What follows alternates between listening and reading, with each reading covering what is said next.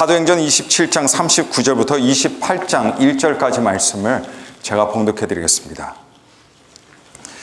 날이 새매 어느 땅인지 알지 못하나 경사진 해안으로 된 항만이 눈에 띄거늘 배를 거기에 들여다 댈 수 있는가 의논한 후 닻을 끊어 바다에 버리는 동시에 키를 풀어 늦추고 돛을 달고 바람에 맞추어 해안을 향하여 들어가다가 두 물이 합하여 흐르는 곳을 만나 배를 걸매 이 물은 부딪혀 움직일 수 없이 붙고 고물은 큰 물결에 깨어져 가니 군인들은 죄수가 헤엄쳐서 도망할까 하여 그들 죽이는 것이 좋다 하였으나 백부장이 바울을 구원하려 하여 그들의 뜻을 막고 헤엄칠 줄 아는 사람들을 명하여 물에 뛰어내려 먼저 육지에 나가게 하고 그 남은 사람들은 널 조각 혹은 배 물건에 의지하여 나가게 하니 마침내 사람들이 다 상륙하여 구조되니라.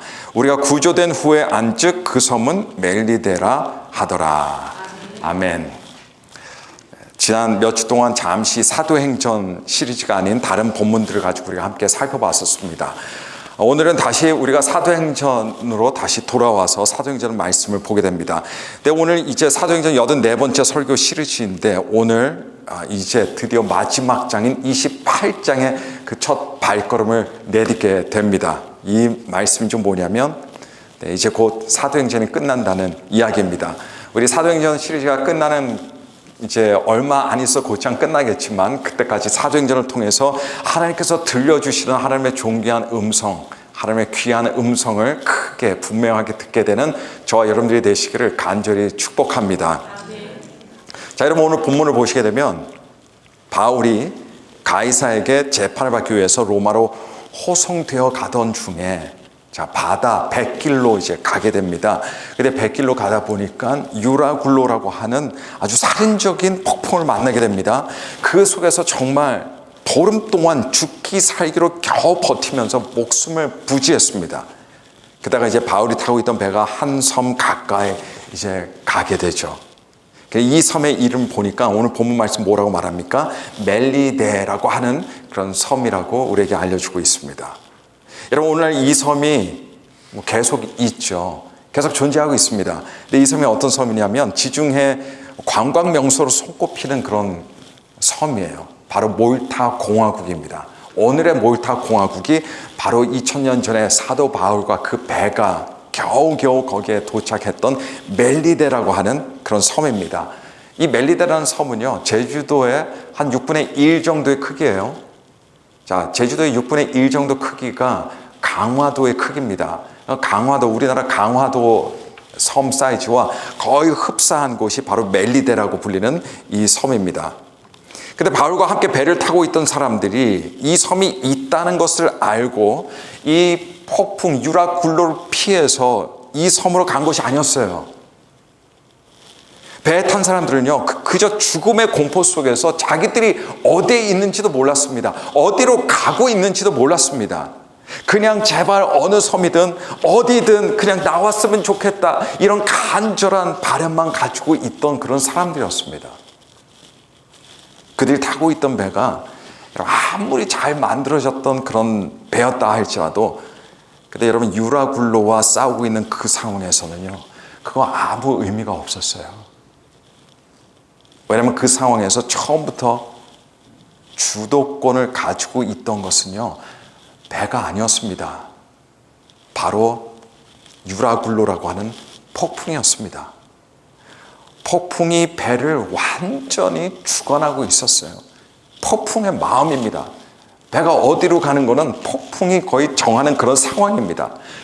그러다 보니까 배는요, 그냥 비바람이 부는 대로 치는 대로 파도가 치는 대로 그냥 이리저리 휩쓸려 갈 수밖에 없었다는 그런 이야기입니다. 여러분 이런 말이 있어요. 인생은 빈대떡과도 같다. 이런 말이 있습니다. 왜냐하면 빈대떡은요, 요리하는 사람에 의해서 그냥 지지고 볶이다가 허공에 던져지면 던져지는 대로 그냥 던져지고 또 뒤집는 대로 또 뒤집혀지거든요. 이게 빈대떡이잖아요. 그러니까 사람들이 그런 말 해요. 야, 빈대떡을 뒤집으면서 인생이 참 이런 거구나. 네. 당시 바울과 함께 배에 타고 있던 사람들도 딱 빈대떡 같은 그런 운명에 처해져 있었습니다. 그냥 던져지면 던져지는 대로, 몰아치면 몰아치는 대로 그냥 겨우 파손만 면하면서 목숨만을 부지하고 싶은 마음만 있을 뿐이었습니다. 여러분, 그 순간만큼은 완전히 이거는 폭풍이 왕이었어요. 지배하고 있었습니다. 근데 이런 상황에서도 중요한 것이 있었는데, 비록 폭풍이 배를 지배하고 있었지만요, 근데 그 폭풍을 포함한 그 모든 상황은 사실은 전적으로 하나님의 통제 아래 있었다는 겁니다. 하나님의 손이 거기에 있었습니다. 그렇기 때문에 아무리 폭풍이 살인적이었어도, 폭풍이 심지어 배를 마구 망가뜨릴 수 있었을지는 몰라도, 그러나 배에 탄 사람들의 목숨을 건드릴 수가 없었어요.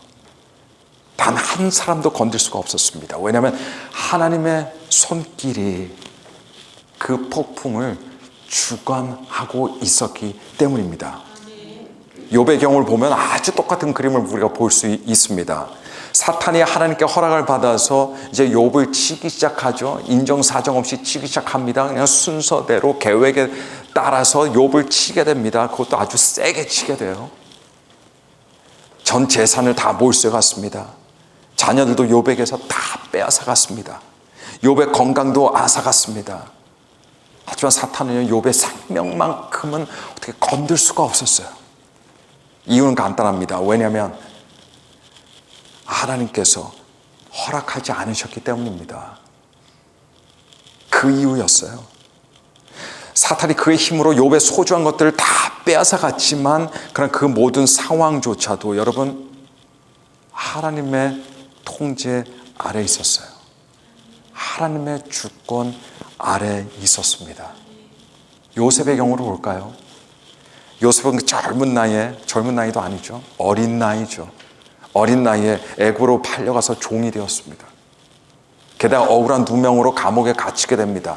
그러니까 사람들의 기억 속에서 완전히 잊혀지게 돼요. 아무도 신경 쓰는 사람 없어요. 아무도 이 요셉에게 관심을 갖는 사람도 없었어요. 주변에 사람들이 없었습니다. 그런데 여러분, 그 모든 상황조차도요, 하나님의 통제 아래에 있었다는 거 아십니까?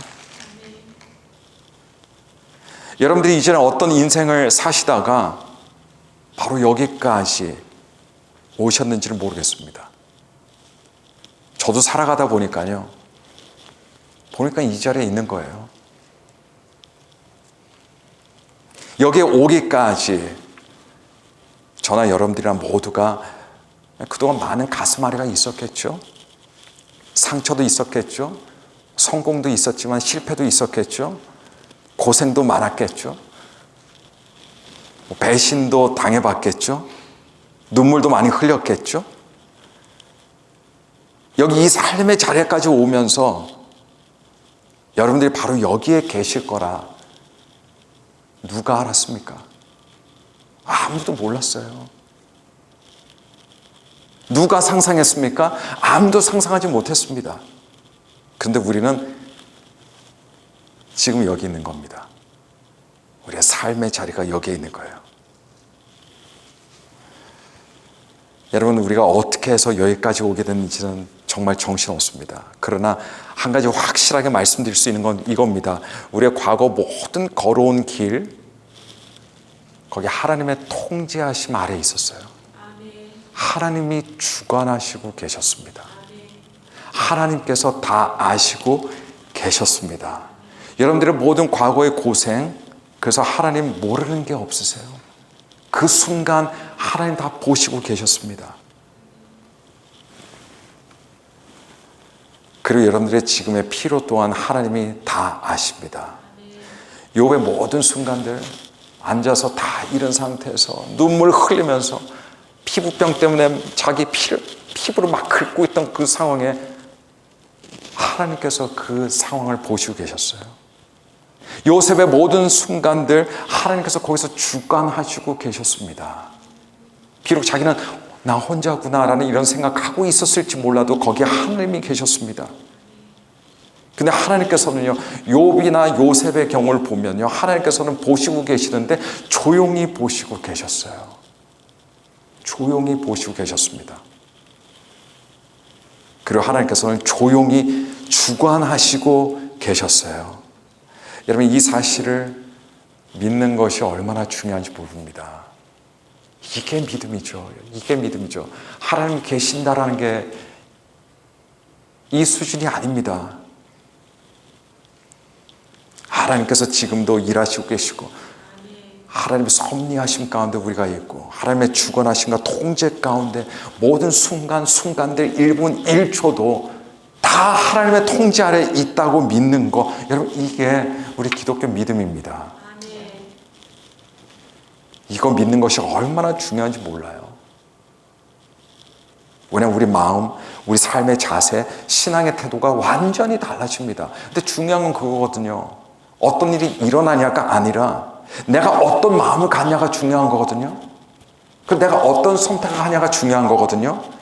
우리 삶의 자세가 중요한 겁니다. 내 삶의 모습이 어떻든 그건 중요한 게 아닙니다. 지금 그 삶의 우리의 자세가 중요한 겁니다. 신앙의 태도가 중요한 겁니다. 그러나 주님께서, 하나님께서 모든 순간순간마다 하나님께서 허락하신 거구나. 하나님께서 나를 이렇게 인도하시는구나. 이거 인정하는 것이 이게 신앙생활입니다. 오늘 본문 보니까 유라굴로라는 폭풍이 배를 주관하고 있는 것처럼 보입니다.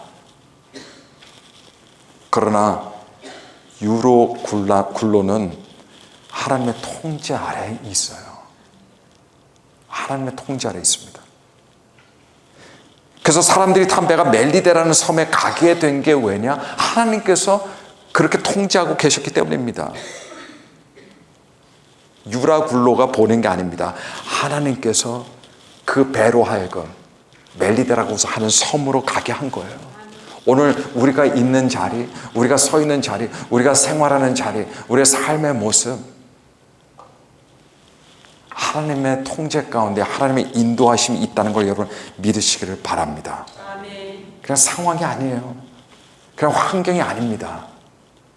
그 모든 것들이 다 작용하지만은 모든 것 위에 하나님이 계십니다. 그리고 그들이 타고 있던 배가 딱 거기에 도착하니까요, 딱 거기서 완전히 파손이 된 거예요. 그래서 다 망가진 겁니다. 전혀 이제 배의 기능을 할 수가 없었어요. 딱 거기까지 하나님께서 뜻하신 곳까지 하나님께서 보내시고 나서 배는 완전히 가라앉은 겁니다.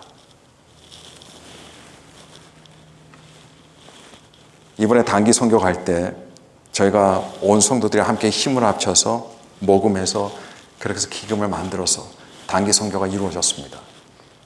나중에 제가 모든 거 다 끝내고 마지막 날 거기 떠나기 전에 이제 쭉 봤더니요, 영수증하고 지출 내역들 보고 그랬더니 우리가 힘써 이렇게 모금한 재정에 10불이 초과됐더라고요. 10불이. 네, 딱 10불이 초과됐습니다. 그래서 제가 속으로 이렇게 생각했죠. 야, 조금만 더 기도했더라면 10불까지도 채워졌을 텐데. 근데 나중에 집에 들어와서 보니까요, 거기서 쓰다가 남은 것들이 있잖아요. 그죠? 네, 그런 거 따지고 나면 정말 딱 맞게 하나님께서 어떻게 그렇게 정확하게 그렇게 하나님께서 단기 선교를 보내주셨는가. 정말 참 놀라웠습니다. 인생이 그렇습니다. 여러분, 모든 우리 발걸음 가운데 하나님의 인도하심이 있어요. 하나님은 하나님의 뜻으로 우리를 인도하십니다. 그러나 그 자리에서 찬송하고 하나님께 순종하고 기뻐하고 감사하는 건 우리 몫이에요. 그 몫을 우리는 감당하는 겁니다. 아까 영상 보셨는데 마지막 아이들이 막 차를 갖고 노는 거 보셨잖아요. 맨 마지막 영상 한 아이, 여자아이가 있고 작품이, 자기가 만든 예쁜 작품이 있었던 거 기억나실 겁니다. 근데 거기 제가 보니까 영어로 뭘 써놨어요. 그걸 읽으신 분이 계신지는 모르겠어요. 근데 거기 뭐라고 되어 있냐면 Lord, 영어로 또 써놨어요. Lord, thank you. 그걸 해놨더라고요. 맨 위에 Lord, 맨 마지막에 thank you. 저는 사실 그 영상 보면서 이 아이들 참 안 됐다, 불쌍하다, 이런 마음이 들었는데 마지막 그 사진을 봤을 때, 그래서 제가 그 사진을 가장 마지막에 제가 뒀어요. 여러분들에게 보여드리려고. 제가 근데 그게 궁금했어요. 그 사진을 보면서 뭐가 감사해서 땡큐라고 썼을까? 무슨 생각하면서 Lord, thank you라고 했을까? 왜냐면 우리 눈에는 아무것도 감사할 게 보이지 않거든요. 뭐 신발도 마땅한 신발이 없어서 그냥 슬리퍼 끌고 학교에 오고 근근히 살아가고, 우리한테는 그렇게 흔한 찰흙, 처음으로 찰흙 갖고 이렇게 뭔가를 만져보고 만들어보고. 사실 처음 찰흙을 가져갔을 때 좀 걱정했어요. 왜냐면 아이들이 찰흙을 본 적이 없기 때문에 작은 아이들이 찰흙을 먹으면 어떡하지? 그래서 사실 안 쓰는 게 낫겠다, 안 쓰는 게 낫겠다, 이런 생각을 했었습니다. 학교 보니까 건물 내부 보면 그래서 그나마 잘 만들어진 학교지만 우리 아이들을 거기에 학교를 보낸다고 생각해 보세요. 보낼 수가 있겠습니까? 그래서 제가 그 그림 보면서 Lord, thank you라고 했는데 뭐가 thank you 한 것일까? 그런 생각했는데, 근데 그 친구는 정말 thank you 한 거죠. 하나님께 감사의 마음으로 그걸 쓴 거죠. 우리는 모든 거 다 가지고 있지만 우리가 없는 거는 사실 감사가 없어요. 모든 거 하나님께서 다 주거나 주고 계시거든요. 다 통제하고 계세요. 지금까지 우리의 삶이 어땠든 아무리 나쁜 일이 있었다 할지라도 그냥 우리가 하나님의 통제 아래에 있다는 거, 이거는 너무나 큰 하나님의 은혜입니다. 근데 우리 삶에는 감사가 없어요. 불평은 많습니다. 불만도 많습니다. 아프리카 사람들 보면, 선교지 사람들 보면 우리 환경에서 살게 되면 그 사람들 뭐 싸울 일도 없고 불평할 것도 없고 불만할 것도 없고 그렇게 느껴지는데, 정작 이런 세대, 이런 세상에 살고 있는 우리는요, 그들이 가지고 있는 행복감보다도 훨씬 낮은 행복한 마음으로 살아가지 않을까 생각이 듭니다. 여러분, 우리는 하나님의 다스리심, 하나님의 주권이 있으시다는 거, 하나님께서 통제하고 계시다는 것을 우리 볼 수 있어야 됩니다. 이거 보지 못하면 우리 마음이 엉망진창이 돼요. 뭐 뜻대로 안 되면요, 분노에 사로잡히게 됩니다. 뭐가 내 취향에 맞지 않으면 그냥 벌써부터 막 욕이 나오게 돼 있어요. 그러나 여러분, 하나님의 함께 하심과 다스리심과 우리가 모든 일들 가운데 하나님 통제하고 계신다는 걸 알게 되면 여러분은 감사한 마음으로 나아갈 수 있게 됩니다. 2009년도 미국 소속의 보위 버그달이라고 하는 병장이 아프가니스탄 전쟁에 참전을 했었습니다. 그러다 탈레반의 포로로 잡혔어요. 사실 그가 붙잡혔을 때는 그가 전투 중에 붙잡힌 게 아니었습니다. 어떤 임무를 수행하다 붙잡힌 게 아니었습니다. 작전을 수행하다 잡힌 게 아니었어요. 훈련을 받다가 포로가 된 것도 아니었습니다. 혼자 무단으로 부대를 걸어 나갔다가 탈레반에 붙잡히게 된 거예요. 근데 알고 보니까 그가 무단으로 부대를 나왔던 이유는 자기 부대에 대한, 또 군에 대한 불평과 불만족 사항들이 많았기 때문에 그냥 거기를 걸어 나갔다라고 하는 겁니다. 근데 어쨌든 그렇게 걸어 나간 거는 여러분 탈영으로 간주가 되는 거죠. 근데 그렇게 나갔다가 본인이 의도하지 않았지만은, 그러나 탈레반에 의해서 포로가 되어서 6년 동안이나 잡혀 있었습니다. 한편 미국 정부는 그를 다시 찾아오기 위해서 이 탈레반과 오랜 시간을 협상을 했어요. 6년이라는 시간이 걸린 거죠. 그 마지막 협상의 결과로 6년이 지났을 때 2014년 5월 31일입니다. 쿠바에서 탈레반 요원 5명과 이 사람 보이 버그달이라고 하는 사람 5명과 이 한 사람을 맞바꾼 거예요. 그렇게 해서 이 보이 버그달 병장은 그렇게 무사히 다시 미국으로 돌아오게 됩니다.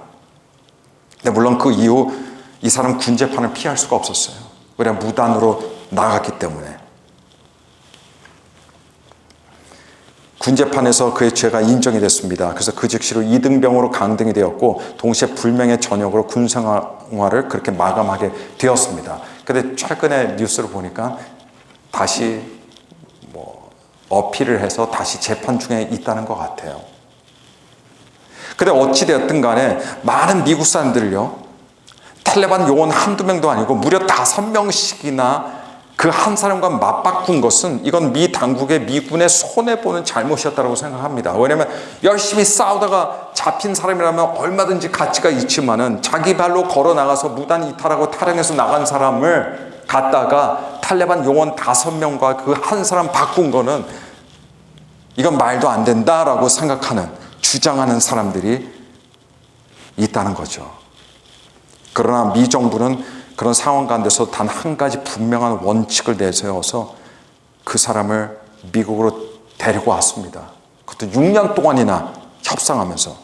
그 고소한 원칙이 무엇이냐라고 할 때 그건 바로 단 한 병사도 뒤에 남겨두지 않는다.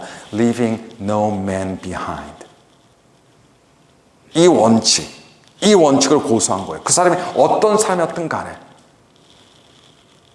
여러분, 이 단 한 병사도 뒤에 남겨두지 않는다, 이 원칙 때문에 그 사람을 데리고 오는 데 있어서 큰 손해를 보았다라고 생각할 수 있겠지만, 여러분, 근데 이 원칙이 미국 국민들에게도 그렇고요, 미국 군인들에게 이게 얼마나 중요한지 몰라요. 큰 자긍심과 안정감을 가져다 줍니다. 그 사람들로 하여금 군대로 들어오라고 이렇게 이야기할 수 있어요. 정신적이고 심리적인 그런 견인차 역할을 해줍니다. 내가 포로로 붙잡혔어도 이런 원칙이 있다는 걸 알기 때문에 나는 그래도 구조될 수 있겠지, 이런 일말의 희망을 가질 수 있게 된다는 거죠. 근데 여러분, 단 한 사람도 뒤에 남겨두지 않는다, 이거는요 사실 하나님의 원칙입니다. 하나님의 원칙이에요. 미군은 이 원칙을 추구하기는 하지만 그렇다고 정말 포로 잡힌 병사들을 모두 다 안전하게 무사히 데리고 올 수는 없어요. 수많은 사람들은 죽은 시체로 다시 돌아오게 됩니다. 또 다른 많은 사람들은 아예 행방을 찾지도 못해요. 어디 묻혀 있는지도 모릅니다. 그러나 하나님은요, 반드시 하나님의 자녀들을 끝까지 지켜주십니다. 그리고 반드시 구원해 주십니다. 그래서 여러분, 한번 구원받은 영혼은 뒤에 남겨지지 않습니다. 그래서 구원받은 영혼은 그 구원이 지켜져요. 아무도 하나님께 받은 구원, 그걸 뺏어갈 수가 없습니다. 성도가 혹시 내가 구원을 잃을까 이런 걱정할 수도 있겠지만 걱정 안 해도 됩니다. 왜냐하면 하나님은 그 사람의 진정한 성도고 하나님의 자녀라면 단 한 영혼도 뒤에 남겨두실 일이 없으시기 때문입니다. 만일 누군가가 구원을 받지 못했다고 한다면요, 처음부터 그 사람은 진정한 믿음을 가지고 진정한 신앙 고백을 가지고 진정한 구원을 경험한 사람이라고 볼 수가 없습니다.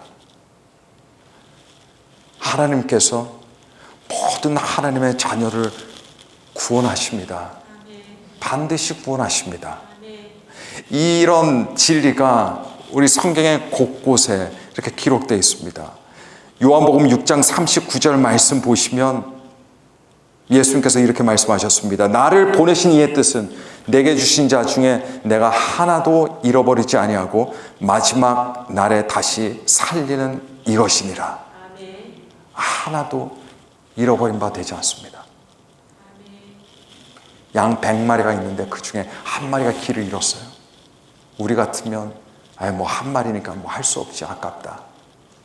그래도 99마리가 있으니까 그걸로 만족하겠지만, 그러나 주님은 99마리가 있어도 그 한 마리를 위해서, 한 마리를 찾기 위해서 나가십니다. 요한복음 10장 27절부터 29절 말씀 보니까 내 양은 내 음성을 들으며 나는 그들을 알며 그들은 나를 따르느니라. 내가 그들에게 영생을 주노니 영원히 멸망하지 아니할 것이요 또 그들을 내 손에서 빼앗을 자가 없느니라. 그들을 주신 내 아버지는 만물보다 크심에 아무도 아버지 손에서 빼앗을 수 없느니라. 여러분, 예수 그리스도를 믿어 구원받은 사람들은 하나님께서 반드시 지켜주십니다. 반드시 함께 해주십니다. 그리고 그 구원을 온전히 이루어 주십니다. 그래서 믿음으로 구원을 받은 사람들은 자기가 받은 구원을 잃어버리지 않습니다. 아니, 사실은 잃어버리지 못해요. 왜냐하면 하나님께서 단 한 영혼도 뒤에 남겨두시지 않으시기 때문입니다. 하지만 그렇다면 하나님께서 왜 구원받은 사람들을 절대로 놓치실 일이 없으실까요? 왜 구원받은 사람들을 끝까지 지켜주시는 걸까요? 그 이유는요, 전적으로 하나님의 완벽한 사랑에 기인합니다. 사랑이 아니면 설명이 안 돼요. 예수님의 십자가도요, 사랑이 아니면 설명이 안 돼요. 하나님이 우리를 사랑하신다, 이거 아니면 설명이 되지 않습니다. 사람들의 사랑은 아주 가벼워요. 사람들의 사랑은 잘 변합니다. 그 사랑 잘 지키지도 못해요. 사람은 어제까지만 하더라도 사랑합니다, 사랑합니다 하다가도 저녁에 무슨 일이 있잖아요. 그럼 그 다음 날부터 이제 쳐다보지도 않아요. 저는 사랑합니다라는 말은 너무 무거운 말이에요.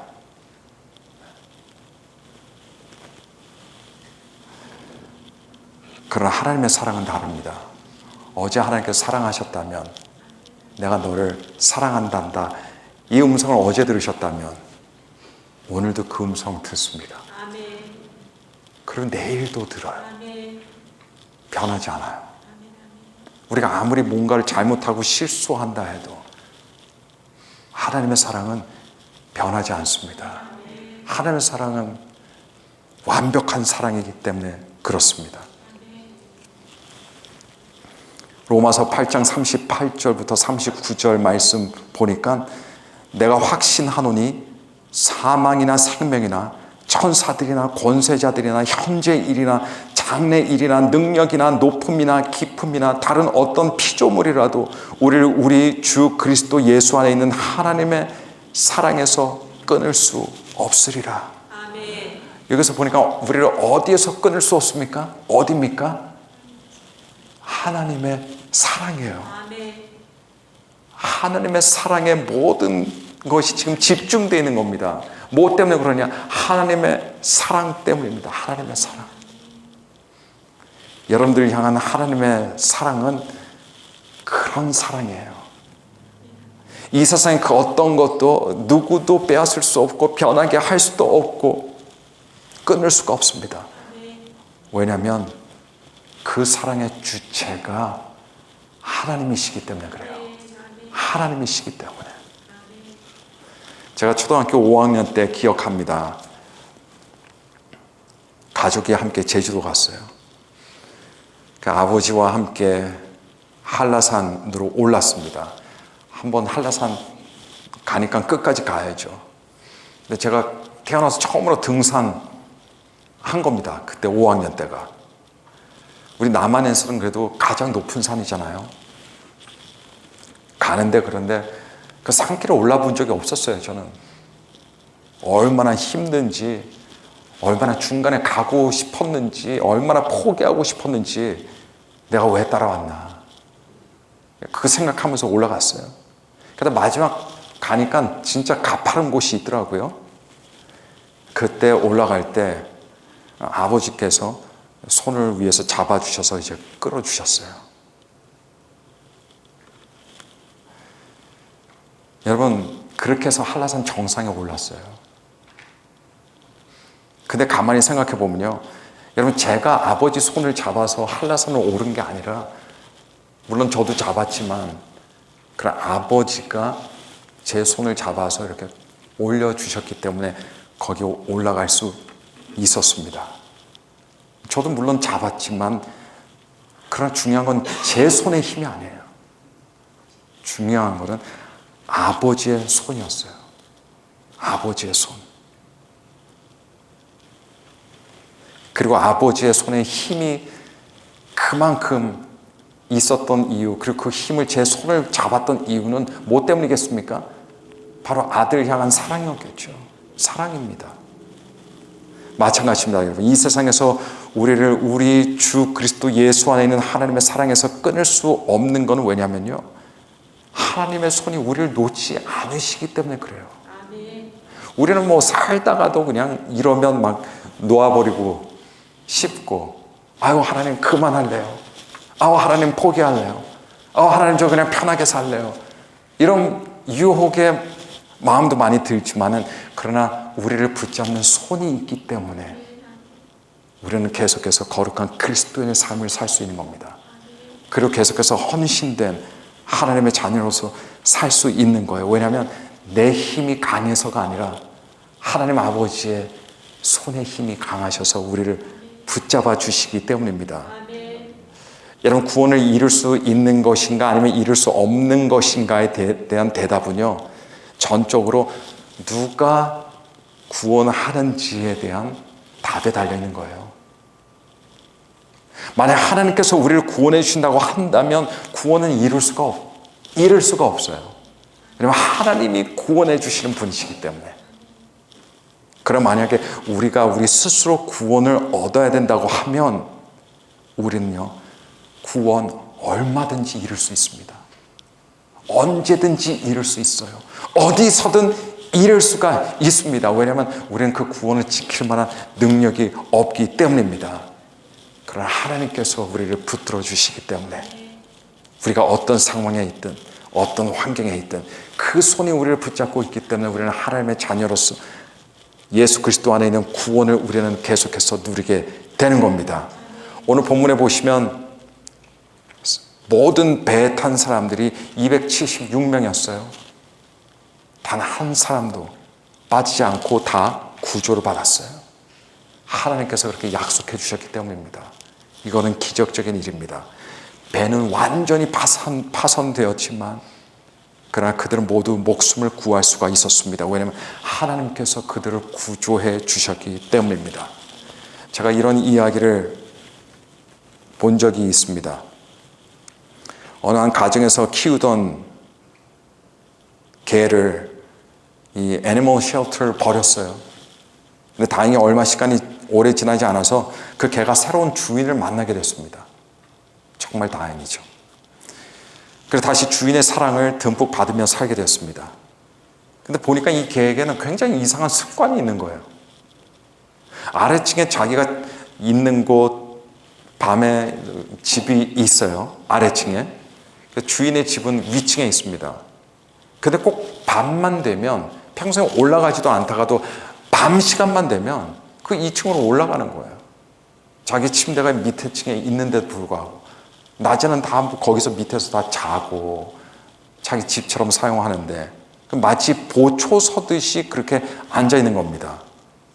새 주인이 이상하게 생각했어요. 그냥 보통 일이 아닌 것 같다, 이런 생각이 든 거죠. 정상적으로 그거를 받아들이지 않았습니다. 그래서 너무나 궁금했어요. 그래서 개를 데리고 다시 그 개를 데리고 왔던 그 애니멀 쉘터로 가서 그 개의 이상한 습관을 설명해 주고는 혹시 이에 대해서 아는 것이 있냐고 그렇게 물었습니다. 그랬더니 거기 관리인이 이렇게 말해줬어요. 사실 이 개가 밤에 전 주인에게 버려졌다고 합니다. 밤에. 그래서 한밤중에 전 주인이 그 개를 그냥 쉘터 앞으로 데리고 와서 거기에 그냥 묶어놓고 간 거예요. 그러니까 직원들이 아침 일찍 나와보니까 그 개가 거기 묶여져 있는 거죠. 거기 묶여져 있으니까 당연히 버려진 개죠.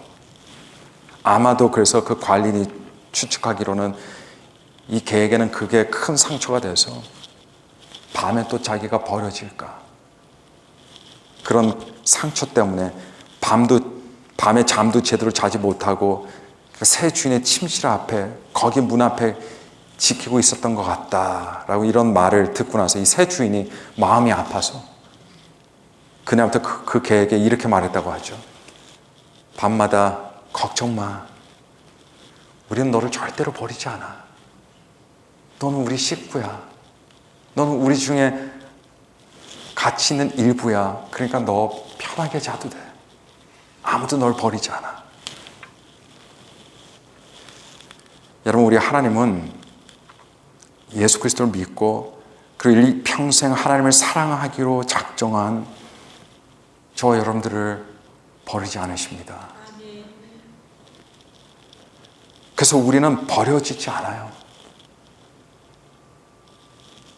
우리가 어떻게 되든 상관없습니다. 왜냐하면 우리는 하나님의 손에 있기 때문에 그래요. 내 삶이 내 뜻대로 되지 않아도 아무 상관없어요. 내 뜻대로 안 되면 어떻습니까? 중요한 것은 우리 하나님께서 우리의 편이시고 우리를 이끄시고 우리를 통해서 하나님의 거룩한 뜻을 이루어 나가신다는 게 중요한 겁니다. 우리는 구원을 잃을까 걱정할 필요 없습니다. 우리는 항상 기뻐할 수 있어야 돼요. 그 사신의 영상의 마지막 그 아이의 만들어 놓은 거 Lord thank you. 여러분, 이게 답이에요. 인생은 그게 답입니다. 성도들에게는 그게 답이에요. 다른 답은 없어요. 우리는 받은 구원을 감사할 수 있어야 됩니다. 그리고 우리를 더 뜨겁게 우리는 하나님을 사랑하고 기쁨과 열정으로 뜨겁게 예수님의 뒤를 따라가는 일에만 집중하면 되는 거예요. 다른 거 신경 쓰잖아요. 내 자존심 챙기고 이렇게 하다 보면요, 주님 절대 못 따라갑니다. 세상의 일이 어떻게 되든 가슴 아픈 일들도 많겠지만 그러나 우리는 하나님을 사랑하고 성령님의 인도하심을 받으면서 말씀 가운데서 주의 뜻 안에 있기만을 계속해서 우리는 힘써 노력하는 겁니다. 그게 바로 구원받은 성도들의 본분입니다. 그리고 하나님은 영원히 하나님의 사랑하는 자녀들을 나중에 하나님의 영원한 집에, 영원한 안식처에서 하나님과 함께 우리가 살 수 있도록 우리를 데리러 오십니다.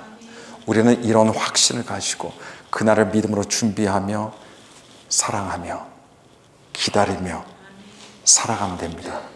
이게 바로 저와 여러분들의 아름다운 교회 생활이자 신앙 생활이 되기를 예수 그리스도 여러분을 간절히 축복하고 축원합니다.